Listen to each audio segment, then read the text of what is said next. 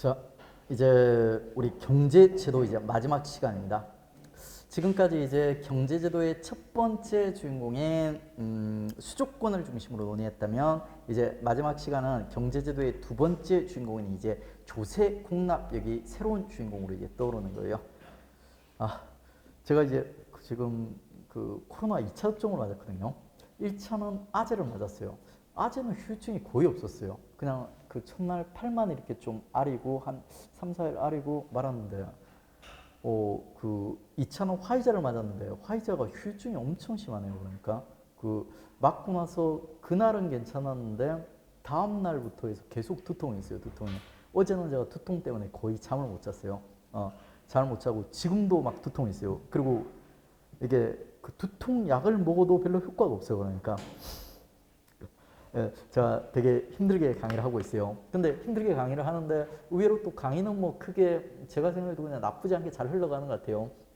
제가 가지고 이제 나름대로 파이팅해서 열심히 하고 있습니다. 여러분들 이제 그 뭐 제가 아프다고 해서 여러분이 공부에 지장을 받아서는 안 되죠. 그러니까 여러분도 이제 좀 졸리고 좀 힘들 수도 있어요. 그리고 이제 경제사청 오면 지식이 좀 쌓여가지고 막 이렇게 막 앞에 들었던 지식이 단어랑 막 헷갈리고 좀 어려울 거예요. 그러니까 공부를 할 때 하는 학생들도 참 어려워요. 그러니까 그리고 이제 강의를 하는 사람도 이렇게 한 번씩 또 어려울 때가 있어요. 근데 이제 그 어려운 거 이제 그 견뎌가면서 이렇게 완성을 하는 사람이 있고 어렵다고 중간에 떨어지는 사람이 있어요.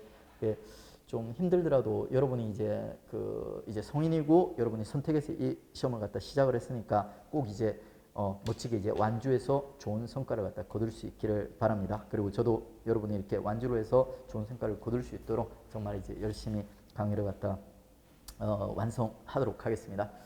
혹시라도 이제 제가 화이자 맞아서 혹시라도 잘못되게 되면 작년 강의를 갖다 들으시면 됩니다.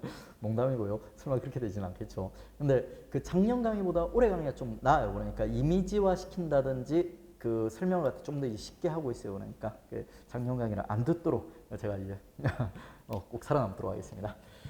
자, 그래 이제 우리 지금까지는 일부 주인공 수조권 얘기를 했어요. 그러니까 수조권 죽었어. 그러니까 죽었다는 얘기를 계속하고 있네. 그 다음에 이제 이 조선전기의 지방에 대한 100% 이제 지방간이 파견되면서 자연스럽게 얘가 이제 소멸 과정을 갖다 거치는 거예요. 그러면 일부 경제제도의 주인공이 죽으면서 있죠. 자, 그 고려 때까지 묻혀있던 전세, 공납역, 조세, 공납역이라는 세 개 있죠. 백성들과 국가 간의 관계를 갖다가 직접적으로 연결해주는 요 세금들이 새로운 주인공으로 떠오르게 돼 있어요. 그래서 이제 조선의 조세, 공납역은 고려라든지 이전 시대랑은 완전히 차원이 다르게 대접받는 모습을 갖다 보여주게 됩니다. 그 조선에 있지 않습니까? 조세공납역과 관련돼서 이 안에서도 이제 5개의 주인공이 있는데 그게 바로 5개의 개혁법이에요. 조선전기의 공법이라는 세종의 그 조세와 관련된 개혁법, 그리고 조선 후기의 인조의 영정법, 그리고 이제 조선 후기의 그 광해군의 대동법, 그리고 조선 후기 역과 관련된 있죠. 영조균역법, 그리고 이제 계양기와 근현대에 걸쳐 있는 있죠. 그 정근대와 근현대에 걸쳐 있는 흥선대군의 호포제. 요 5개 이제 개혁법들을 갖다가 중심으로 해가지고 있죠. 우리 조세공납역, 조선의 조세공납역을 갖다가 살펴보도록 하겠습니다. 기본적인 흐름은 이거예요. 그러니까 조선의 이제 기본적인 조세가 어떤 형태로, 전세가 어떤 형태로 자리 잡았나, 그리고 어떤 문제가 등장하게 되면은, 그리고 이 문제를 해결하기 위해서 어떤 개혁법이 등장했는가, 그리고 그 개혁법의 결과는 어떤 결과를 낳았나, 이런 형태로 이제 전개가 되게 됩니다. 조세와 관련해서는 2가지 개혁법이 있어요. 그리고 이제 먼저 가장 초기에 조선의 이제 조세와 관련된 방향성을 갖는 법이 과전법이에요. 과전법. 과전법 안에 조세와 관련된 규정도 포함되어 있다고 했습니다. 자, 세율 기본적으로 10분의 1세, 그리고 이제 요 10분의 1세는 정근대 기본이라고 했어요. 요게 특징이 하나 있다면 정도전이라는 인물이 최대 생산량을 갖다가 1결당 300도로 제한해서 조세를 갖다가 기본적으로 30도로 잡았다는 거예요. 그리고 이제 30도를 잡고 있죠. 요거로 갖다가 깎아줄 수 있는 제도를 추가로 만들었는데 그게 다펌손실법이요. 수조권자, 세금을 거두는 자가 있죠. 직접 농사가 잘 됐는지 안 됐는지를 조사를 해가지고 농사가 안 됐으면 깎아줄 수 있는 제도를 만들었어. 그게 다펌손실법이야. 근데 이 다펌손실법이 너무 상식적으로 정상적으로 작동을 안 해요. 왜? 수조권자가 직접 다펌을 하도록 했던 거예요. 근데 이 수조권자가 답펌을 해가지고 농사가 잘 안 돼서 깎아주면 수조권자 월급이 줄어들어 버리는 거예요. 여러분이면 깎아주겠어요? 여러분 기본급이 200만 원이야. 근데 내가 농사 안 됐다고 깎아줘야 돼. 180만 원이 되고 160만 원이 되고 150만 원이 돼요. 그러니까 실제로 살아보면 잘 안 됩니다. 제가 관리라도 잘 안 될 거예요. 그러니까 이런 이상한 제도를 갖다 만들어내다 보니까 당연히 부작용이 생기고 있죠. 그 부작용을 바로잡기 위해서 조선전기에 세종의 공법이 등장하게 됩니다. 세종 때 공법 단순한 게 우리 열심히 했습니다. 그러니까 그걸 갖다 이제 이해를 할 거예요. 이해를. 자, 이 공법은 있죠. 일단 공법의 정치사적 특징은 뭐냐면 세종이 아주 형군임을 보여주는 거예요. 수령과 농민들이 있죠. 18만 명에 달하는 의견을 수렴해 가지고 있죠. 실시된 법이라는 거예요. 정치적으로는. 그 다음에 이 공법은 있죠. 두 개의 법으로 구성이 되어 있어요. 하나는 연분구등법, 연분구등법. 요게 핵심법이에요. 연분구등법은 뭐냐면 풍흉에 따라 그 해, 그 년에 있지 않습니까? 그 풍흉에 따라서 있죠. 9등급으로 나눴던 거예요. 농사가 잘 되면은 조금만, 많이 잘 되는 애는 20두, 잘 안 되는 애는 4두 해가지고 9등급으로 상상에서 하하까지 9등급으로 하는 4, 상상은 20등급으로 이렇게 이제 나눈 제도가 연분구등이에요. 그리고 이 연분구등의 특징 중에 하나가 답펌 손실의 폐해를 바로잡는 거예요. 수조권자가 직접 답펌을 하다 보니까 공정하게 답펌이 안 되더라는 거야. 그래가지고 이거를 바로잡기 위해서 있죠. 이제는 수조권자가 하지 말고 제3자인 지방관, 지역관리가 있지 않습니까? 풍흉의 정도를 판단하도록 했던 거예요. 그럼 아무래도 수조권자가 직접 판단하는 것 위해서는 객관적으로 판단을 할 거니까 그게 바로 이제 답펌 손실의 폐해를 바로잡는 세종공법 중 연분구등법이라는 법입니다. 그 다음에 이 공법은 있죠. 또 하나의 법이 있어요. 그러니까 요 안에 세부분명으로서 전분육등법이라는 게 있는데 전분육등법은 여러분 깊이 들어가지 마세요. 깊이 들어가면 정말 복잡해지고 있죠. 시험에서 깊이 안 물어봐. 이렇게 기억을 하세요. 공법 안에 전분육등법이라는 법이 포함이 되어 있는데 이거는 있죠. 토지를 비옥도에 따라서 6등급으로 나눈 방식이다. 이까지만 기억하시면 돼요. 더 이상 들어가지 마세요. 나중에 심화에서 뭐 결이라든지 자라든지 뭐 이런 것들을 갖다 다루게 될 건데 그건 심화 가서 다루시면 돼요. 일단 요까지만 딱 기억을 하십시오. 전분육등법은 쉽게, 연분구등법은 조금 자세히 기억을 하십시오. 그 다음에 세종이 공법을 실시해서 있죠. 답펌의 폐단을 갖다 어느 정도는 해결을 했어요. 근데 문제는 뭐냐면 있지 않습니까? 조선 중기 전 그 세조 이후가 돼버리면 관리들 자체가 전부 다 부패를 해버려요. 그러면 이제는 지방관들이 있지 않습니까? 풍용을 판단함에 있어서 얘들이 또 그 장난을 갖다 치는 거예요. 지네랑 친한 사람한테는 농사 정말 안 됐네 하면서 무조건 하하를 때리고 지네한테 뇌물을 안 주는 이런 사람한테는 농사가 정말 안 됐어도 상상을 때리면서 불공평하게 판단을 하게 되는 거예요. 그러면 이제 그 문제를 해결하기 위해서 조선 후기에 인조 때 영정법이라는 개혁법이 등장하게 됩니다. 연분구등에 대한 향리, 수령, 지방관들의 농간을 막기 위해서 풍흉에 상관없이 그냥 심플하게 무조건 하하, 결당, 사두로 고정시켜버리는 거예요. 근데 이 영정법에 대한 후대 역사가들의 평가 있죠. 현대 역사가들의 평가는 아주 가혹하게 평가를 하고 있어요. 역사가들도 호불호가 있어요. 좋아하는 왕들이 있고 싫어하는 왕들이 있어요. 역사가들과 우리 국민들이 제일 싫어하는 조선시대 왕 둘이가 선조랑 인조예요. 그러니까 별로 안 좋아하는 왕들. 그래가지고 이제 선조, 인조가 인기가 되게 없어. 그래가지고 인조가 만든 개혁법인 영정법이 되게 혹평을 받아요.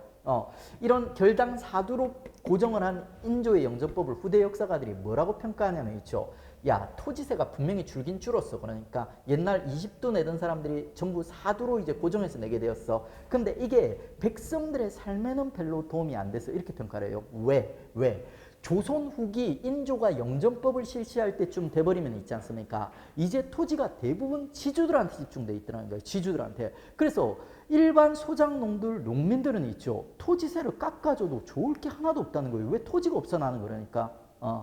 그리고 또 하나 부작용이 뭐였냐면 국가에서 있죠. 옛날에 20두씩 걷어가지고 토지세를 갖다 이만큼 걷었어요. 근데 영정법 실시하면서 토지세가 이만큼 돼버린 거예요. 이만큼이 비겠죠. 그러니까 비겠죠. 그러면 국가는 어떤 방식으로든 이 부분을 갖다 보완을 갖다 합니다. 그러니까 이상한 잡세들을 갖다 만들어서. 그리고 이 이상한 잡세들이 있지 않습니까? 힘 있는 지주들한테 부과가 됐을까요? 아니면 힘이 없는 소작농들, 농민들한테 부과가 됐을까요? 대부분 힘없는 농민들한테 부과가 됐던 거예요. 그래서 영정법은 실제로 있죠. 대부분 농민들은 혜택을 받지 못하고 오히려 이런 이상한 잡세 같은 게 만들어져서 농민들에게 폐해를 끼쳤다. 이렇게 후대 역사가들이 평가를 합니다. 인조가 아마 인기가 안 좋아서 그런 것 같아요. 세종대왕이 영정법을 실시했다면 후대 역사가들이 절대 이렇게 평가를 안 해요. 그러니까 제가 봤을 때는 역사는 주관적이에요, 결국. 자, 관련된 문제 풀어보겠습니다. 밑줄 친 제도에 대한 설명으로 옳은 것은 국왕이 말했다. 나는 일찍이 이 제도를 시행해 여러의 평균을 다펌은 파악하고 다펌의 폐단을 없애려고 하였다. 자, 다펌의 폐단을 없애려고 하였다. 다펌을 폐단을 없애기 위해서 제도를 시행하였다. 그러면 이거는 무슨 제도냐면 공법이에요, 공법. 그러면 이제 국왕은 누구야? 그러니까 세종이 될 거고요.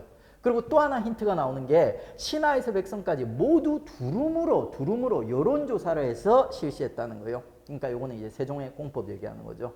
1번 토지의 비옥도에 따라 조세를 차등 징수하였다. 이거는 공법 중에 전분육등법 얘기하는 거예요. 맞는 내용이죠. 풍용에 관계없이 1결당 4에서 6도. 이거는 영정법이니까 X. 그 다음에 토지 소유자 1결당 12도. 요거는 있죠. 우리 뒤에 배울 뭐냐면 그러니까 그 대동법 관련 내용이에요. 그 다음에 토지 소유자에게 수확량의 10분의 1을 조세로 징수하였다. 요거는 이제 뭐 조선의 조세로 치자면 뭐 가전법 같은 게 이런 내용이 들어가 있죠. 그러니까 주로 이제 조선의 이제 5대 경제와 관련된 5대 기업법과 관련해서 오답들이 경쟁적으로 이제 출제가 됩니다. 뭐 가전법도 출제가 될 수 있지만.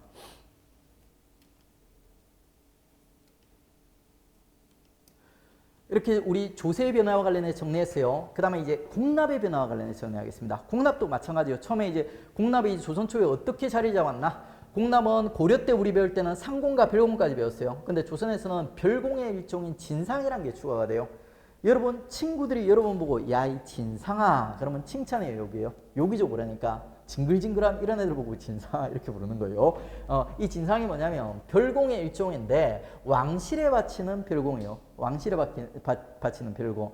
그래가지고 뭔가 아주 귀하고 구하기 힘든 물건들을 갖다 바치라고 하는 거예요. 그러다 보니까 백성들이 이제 질려가지고 이 진상이란 말이 이제 욕처럼 이제 변형이 된 겁니다. 그러니까 공납의 유형, 상공, 별공. 조선에서는 진상이 추가된다. 그리고 이제 조선에서 있죠. 이 공납과 관련된 폐단이 조선전기 때 백성들을 갖다 가장 괴롭혀요. 그러니까 이걸 갖다 우리가 어디서 구경을 했냐면 조광조가 방납의 폐단, 공납의 폐단을 시정하기 위해서 수미법을 건의하였다 하면서 구경을 했어요. 그 방납 폐단이 있지 않습니까? 바로 조선전기 백성들을 갖다 괴롭혔던 공납의 폐단이요. 이 방납 폐단이 뭔지부터 우리 먼저 정리하겠습니다. 자, 방납 폐단이라는 폐단이 등장하게 됐던 원인이 있죠. 바로 요 불산 곡물 때문이요.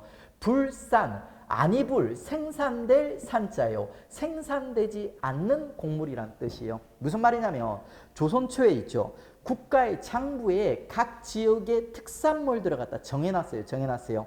근데 나라가 만들어진 지 100년, 200년 시간이 흐르다 보니까 있죠. 그 특산물이 이제 변하는 거예요. 그러니까 이 마을에는 있죠. 단비가 더 이상 안 잡혀. 그런데 이 마을 바칠 공납 물품이 단비 가죽으로 적혀 있는 거예요. 그러니까. 근데 단비가 씨가 말라서 이제 단비가 안 잡히는 거야. 그러니까. 그래서 그게 바로 불산곡물이에요. 곡물로 책정이 돼 있는데 생산되지 않는 곡물이 불산곡물. 그러면 이제 그 마을 사람들은 공납을 안 바쳐도 되는 겁니까? 얼마나 무서운 시기인데. 지금도 공무원들 무섭습니다. 함부로 못 돼요. 그러니까. 근데 이 시대 때는 더 무섭겠죠. 그러니까 거의 뭐 깡패보다 더 무섭을 거예요. 그러다 보니까 이 백성들은 있죠. 이 곡물을 갖다 어떻게든 바쳐야 되는 거야. 이 곡물을 갖다 어떻게 바치냐면 있죠. 방납업자 상인들한테 돈을 주면서 있지 않습니까? 이 물건을 갖다 좀 조달해 주십시오. 구해 주십시오. 하면서 업자들에게 돈을 주고 물건을 갖다 구해왔던 거예요. 근데 어느 날인가 있죠. 부패한 관리들이 이 방납업자 상인들이랑 결합을 해버렸던 거예요. 그래가지고 관리가 있지 않습니까? 지방간이 백성들한테 이렇게 얘기합니다. 너네 앞으로 단비가죽 사올 때는 무조건 A라는 상인에게 A라는 상품의 단비가죽을 사오라는 거예요. 그래가지고 이제 백성들은 돈을 두고 그 상인에게 단비가죽을 사러 가겠죠. 그러니까 사서 가서 사러 가려고 가격을 물어보니까 그 단비 가죽의 원래 가격의 100배를 불러버리는 거예요. 너무 비싸요. 너무 비싸. 그러니까 말이 안 됩니다. 그래가지고 B라는 상인한테 단비 가죽을 사오는 거예요. 그러면 관리는 뭐라고 얘기하냐면 B한테 사온 가죽은 품질이 너무 낮아서 받아줄 수 없다는 거예요. 다시 A한테 가서 사오라는 거예요. 그래서 결국 백성들은 울며 겨자 먹기로 있지 않습니까? 100배의 가격을 주고 이 단비 가죽을 A라는 박납업자에게 사올 수밖에 없는 거예요. 이게 박납의 폐단이에요. 그러니까 박납의 폐단. 수령가 있죠. 관리들이랑 박납업자가 결탁을 해가지고 있죠. 고가로 박납을 강요하는 현상. 조선전기 백성들을 가장 괴롭혔던 현상이에요. 그래서 이제 이게 백성들의 피를 말리니까 이거를 바로잡기 위해서 여러분이 알고 계시는 조광조 그리고 조선의 대표적인 기업가인 이 그리고 류성룡 이런 인물들이 뭐라고 대안을 제시하냐면 야 특산물을 바치니까 곡물을 특산물을 바치니까 이런 문제 생기는 거 아니냐. 그냥 쌀로 바치자. 거둘 숫자 쌀미자 쌀로 거두어가지고 그 쌀로 특산물 사면 될 거 아니냐. 이렇게 제도를 갖다 건의를 했습니다. 수미법이라는 대안을 갖다 제시를 했어요. 근데 이게 전부 다 받아들이지 못해요. 왜? 이게 조선 전기에 있지 않습니까? 관리들이 가장 큰 수입원이었어요. 관리들이 대부분 아주 극구 강력하게 반대를 했던 겁니다. 그래가지고 시행되지 못해요. 그러니까 이 박납의 폐단을 갖다 바로잡는 개혁법은 언제사 실시가 되냐면 조선 후기 있죠. 광해군, 신하들에게 버림받았던 광해군이라는 개혁군주에게서 시행이 되게 되는 거예요. 임진왜란 이후에 백성들에게 살기 어려워요. 그러니까 이 백성들을 위해서 광해군이 있지 않습니까? 이 대동법이라는 수미법이랑 거의 비슷한 법을 갖다 실시하게 돼요. 대동법은 정말 중요한 법이요. 대동법의 3대 효과가 뭐냐면 첫 번째 효과가 바로 그 박납의 폐단을 해결하는 거예요. 박납의 폐단. 자, 쌀, 동전, 옷감. 이제 특산물이 아니라 있죠. 쌀이라든지 동전, 옷감 같은 화폐의 가치를 할 수 있는 물건들을 갖다가 대신 납부하도록 해서 박납의 폐단을 바로잡는 모습 보여주는 거예요. 이게 첫 번째 효과. 그 다음에 이제 두 번째 효과는 있지 않습니까? 자, 공납의 전세와 조선 전기까지만 해도 공납은 있죠. 가오당 부과가 됐어요. 가오당 그러니까 집집마다 부과가 된 거야. 그 집집마다 그 집안의 그 인원들, 뭐 가족들 숫자라든지 나이라든지 남자인지 여자인지 이런 거를 갖다 고려해가지고 박납의 부담이 부과가 되었던 거예요. 그런데 이거를 갖다가 그러니까 인두세적 성격이었어요. 그런데 그 광해군이 실시한 대동법은 있지 않습니까? 자, 이제는 가오당이 공납을 부과하는 게 아니라 토지 1결당 12두씩 있지 않습니까? 토지세로서 이 공납을 갖다 부과시키는 형태로 바꿔버렸던 거예요. 그러니까 이제는 집집마다 내는 게 아니라 토지가 있는 사람은 많이 내고 토지가 없는 사람은 아예 낼 필요가 없는 있지 않습니까? 이런 제도로 바꿔버렸던 거예요. 조선 후기 가면 지주들한테 토지가 집중되어 있고 부가 집중되어 있어요. 그러니까 이런 상황에서 있죠. 광해군이 돈이 많은 지주들 너네가 이 공납을 부담해라 하면서 있죠. 원래는 인두세적 성격이 강했던 공납을 갖다 전세와 토지세화 시켜버렸던 거예요. 그게 이제 대동법의 두 번째 의미입니다. 조세 정의가 실현된 거예요. 조세는 있지 않습니까? 돈이 많은 사람한테 많이 부과를 해야지 정의롭고 잘 부과된 거예요. 그 정의를 갖다 대동법이 실현을 했던 거죠. 그 다음에 세 번째는 있지 않습니까? 자, 옛날에는 국가에서 필요한 특산물들을 갖다 각 구에서 갖다 바쳤어. 근데 이제는 전부 쌀이라든지 동전을 갖다 바치거든요. 그러면 그 쌀이라든지 동전을 갖다가 있죠. 가지고 국가에서 결국에는 필요한 물건을 갖다가 조달을 해야 되는 거예요. 조달을 해야 되는 거예요. 그래가지고 이제 그 국가에서 필요한 물을 갖다 조달하기 위한 지금에 치면 조달청 같은 기구가 하나 설치가 되게 돼요. 그게 바로 선해청입니다. 선해청. 아주 중요한 기구예요. 선해청, 조달청.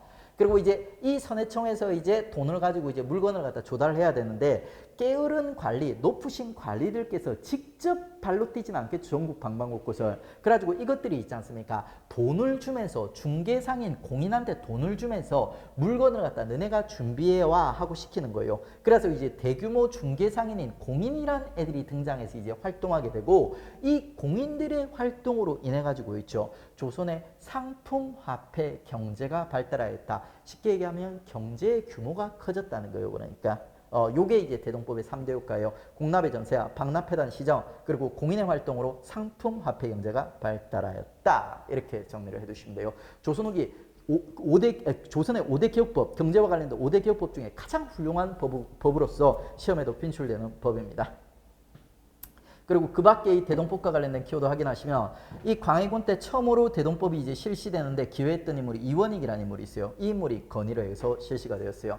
근데 이 대동법이라는 게 가난한 소작농들한테 너무 유리해요. 그러니까 하나도 이제 뭐 땅이 없는 사람은 이제 이 공납을 갖다 낼 필요가 없으니까. 근데 지주들한테는 엄청 뭔가 지주들은 손해보는 느낌이었어요. 옛날에는 내가 옆집 가난뱅이보다도 더 작게 내거나 비슷하게 공납을 갖다 냈어. 근데 옛날에 이제는 옆집 가난한 사람은 하나도 공납을 안 내는데 나만 수천 배, 수만 배의 공납을 갖다 내야 되는 거예요. 그러니까 배가 아픈 거예요. 그러니까 저항을 했겠죠. 조세 저항을 했겠죠. 애들이. 그래가지고 이제 그 기득권들의 지주들의 저항이 너무 심해가지고 있죠. 이원익의 그리고 광해군의 강력한 의지에도 불구하고 있죠. 경기도에서 시범 실시밖에 못했던 거예요. 그러니까 국한 그 경기도에서 지역 쪽으로만 이제 실시가 됐던 거예요. 그러다가 이게 나중에 100년 후에 있지 않습니까? 100년 후에 숙종이라는 왕 때 상평 통보를 유통시켰던 숙종이라는 왕 때 전국적으로 실시되게 되는 겁니다. 그러니까 조세저항이 너무 심해가지고 100년 후에야 전국적으로 실시되었다 하는 겁니다. 자, 관련된 키워드 하나하나 다 중요합니다. 대동청은 외울 필요 없어요. 이건 딱 보면 대동법이랑 관련되어 있구나. 이 정도까지만 연결할 수 있으면 돼요. 외우지 마세요. 선해청을 외우세요. 그리고 나중에 이제 고수가 되면 대동법이 전국적으로 확대돼가는 과정 이런 것도 봐야 되는데 지금 볼 필요는 없어요. 그 다음에 대동법 한계 보겠습니다. 대동법은 훌륭한 법이에요. 그러니까 조선 후기 가장 훌륭한 개혁법입니다. 그런데 이 법도 한계는 있어요. 뭐냐면 이 대동법은 있지 않습니까? 상공에 관한 그 개혁법이요. 그러니까 별공 진상 같은 거는 여전히 남아서 백성들을 갖다가 괴롭히고 있는 거예요. 현물납부 형태로 여전히 국가에서 내라고 하는 거예요.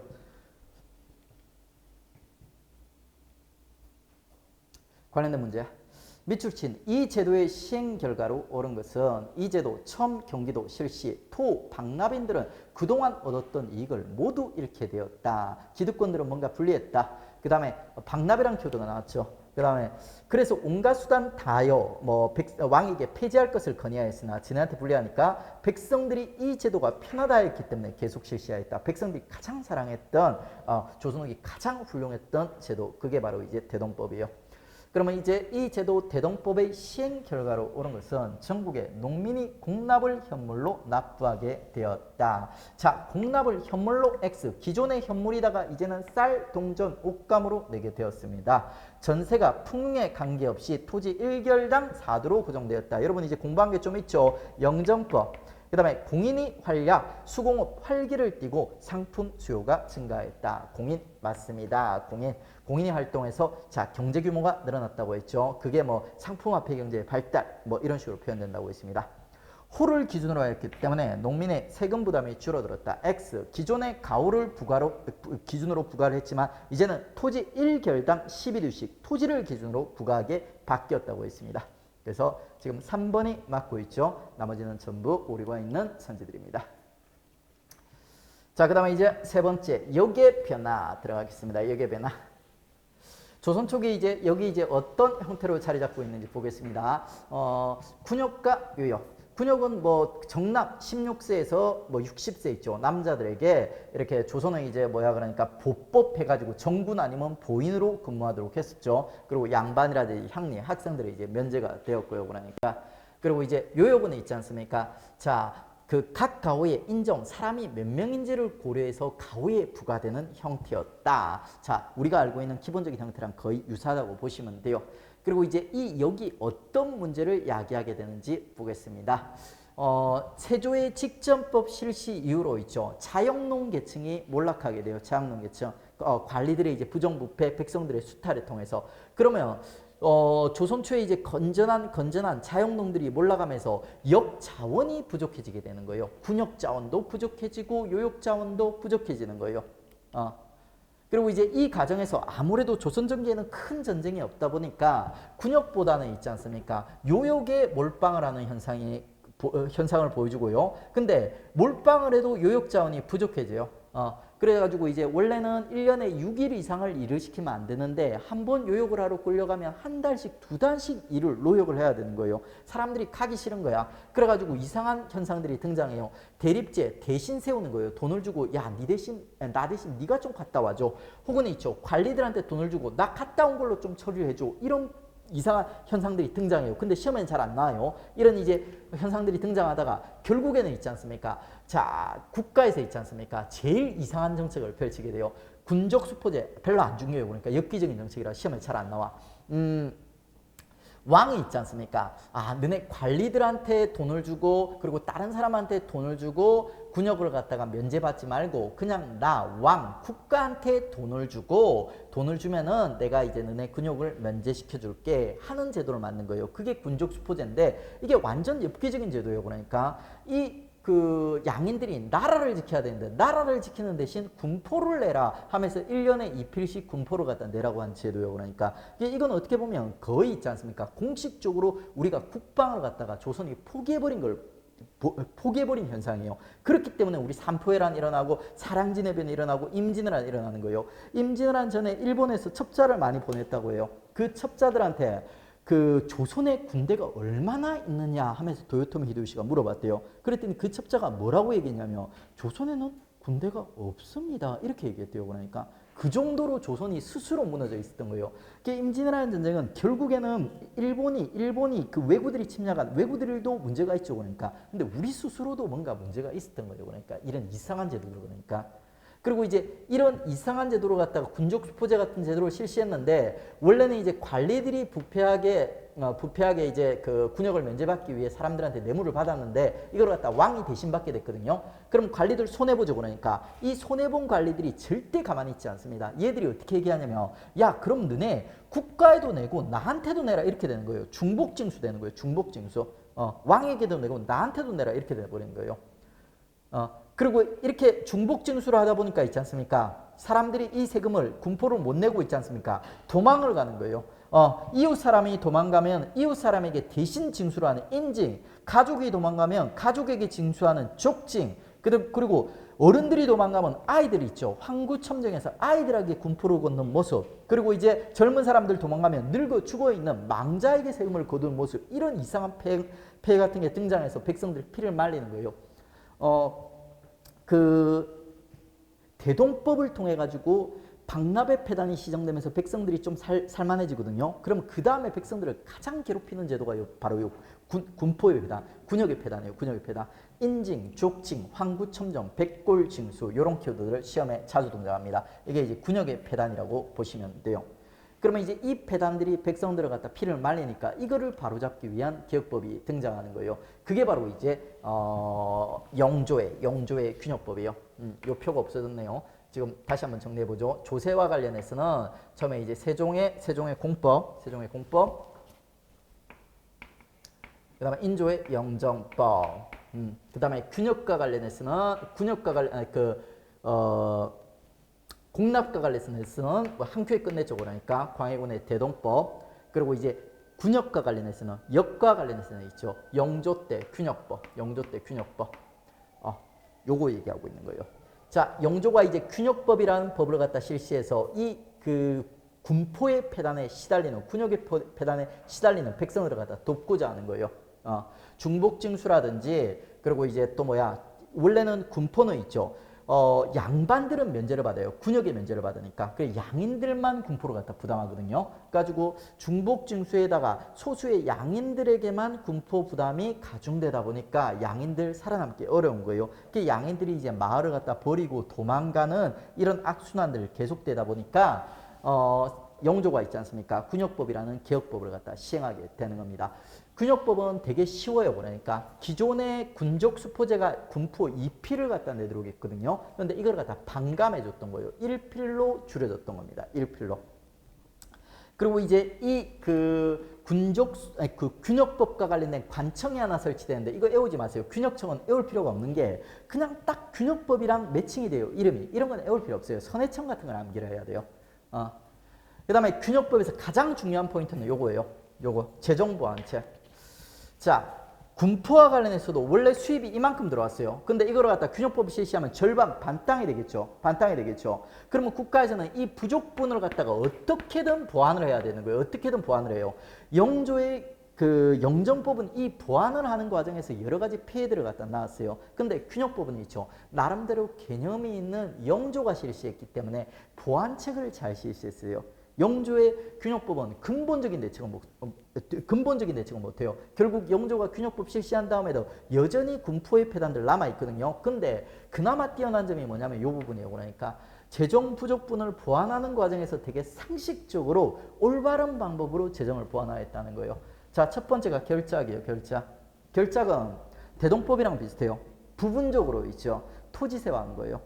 대동법은 전면적으로 1열당 12두 해가지고 전면적으로 토지세화했다면 결작은 있죠. 일부만 지주들한테 부과시킨 거예요. 결당 2두씩.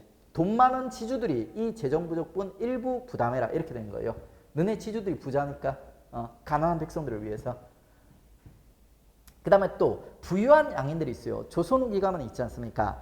분홍이라고 해가지고 양인들 중에서도 돈을 많이 버는 사람들이 있어요. 그러니까 양반들보다도 더 잘 사는 사람들. 그러면 이제 이 부유한 양인들한테 야, 너네 군포를 갖다가 좀 더 내면은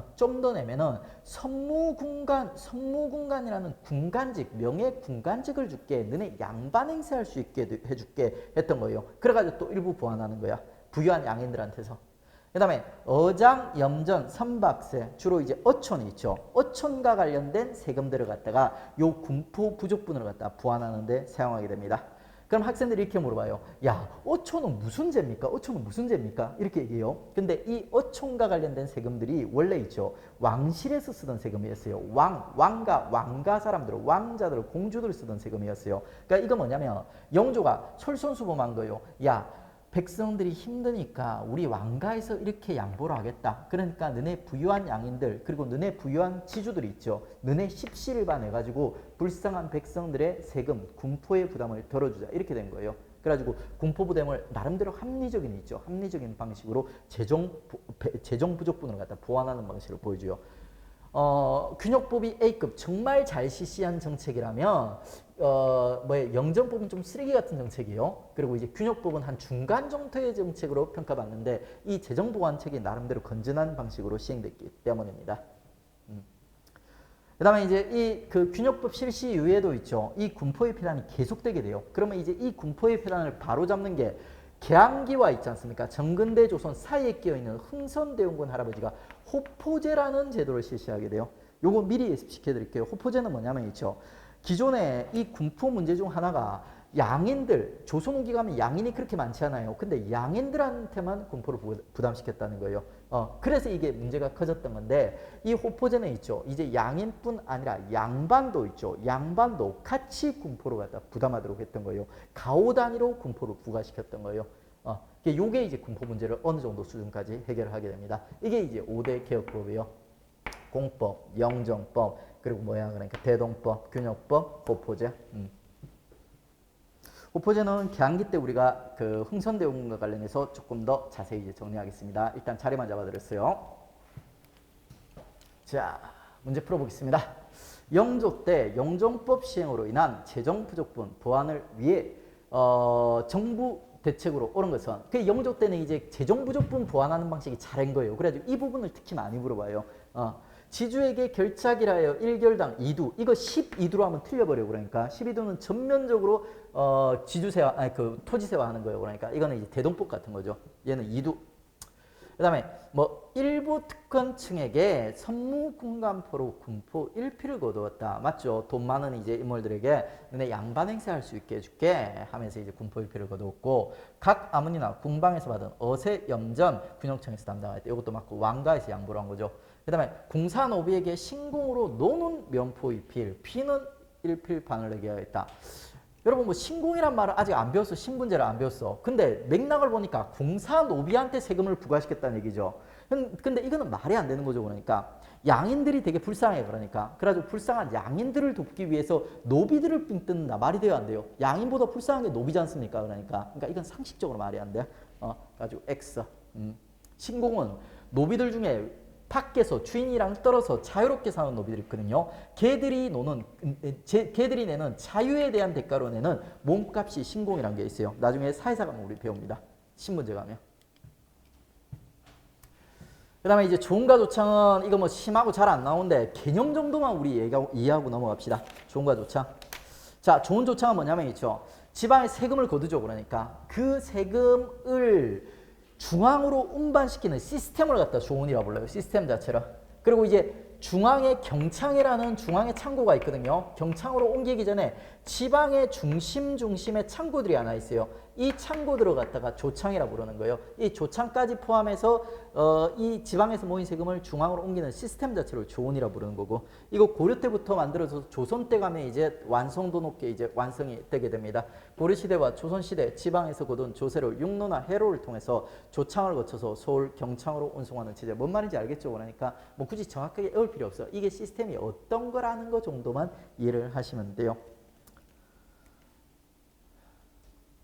그 다음에 뭐 주요 조창 이런 것도 외울 필요 없어요. 그러니까 세금을 모아 경창으로 운반하기 위한 창고가 이제 조창인데, 고려와 조선에 10여 개의 조창이 있었다. 외울 필요 없어. 그러니까. 그리고 이제 이 경로도 있는데 나중에 한번 확인할 건데, 주로 가능하면 이제 물길을 이용하려고 해요. 물길이 이제 운송료가 한 3분의 1, 4분의 1 정도로 이제 줄어들거든요.